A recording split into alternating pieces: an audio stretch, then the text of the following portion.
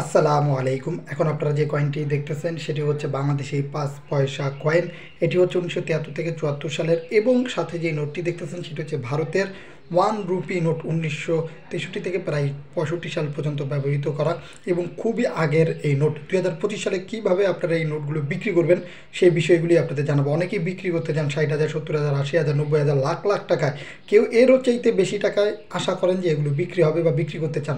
কীভাবে করবেন তাহলে ফুল ভিডিওটি দেখেন, ইনশাল্লাহ আপনাদের উপকারে আসবে। অনেকের কাছেই এরকম পুরনো এই নোট এবং পয়সা কয়েন রয়েছে, তারা অনেক অনেক টাকায় বিক্রি করতে চান। এর সবচেয়ে বড় একটি মাধ্যম হচ্ছে কুইকর। একটি ওয়েবসাইট রয়েছে, যে ওয়েবসাইটে প্রতিনিয়তই মানুষ পুরনো নোট কয়েন বিক্রি করতেছে। ২০২৫ সালের দিকে আপনার কাছে থাকা এই নোট এবং কয়েনটি অথচ ফেলে দিবেন না, ফেলে রাখবেন না বাসায়, একটি না একটি কাজে ব্যবহার করেন।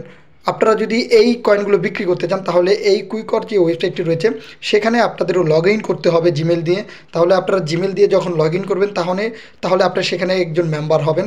আর এই মেম্বার হলে আপনারা দুপাশের আপনাদের কাছে যে জিনিসগুলো আছে এই জিনিসগুলোর দুপাশের ভালো ছবি তুলে, যেটি আপনার কাছে আছে, কখনোই অন্য কোনো মাধ্যম থেকে ডাউনলোড করে দিবেন না।